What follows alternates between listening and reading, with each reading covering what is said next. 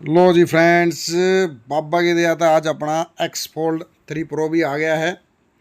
Vivo की तरफ से ये फोल्ड होने वाला पहला फ़ोन है और काफ़ी दिनों से मैं सर्च कर रहा था। वन प्लस भी देखा, सैमसंग का भी देखा, तो उनमें सबसे ज़्यादा फीचर्स और जो स्पेसिफिकेशन है latest Vivo x fold 3 pro में है।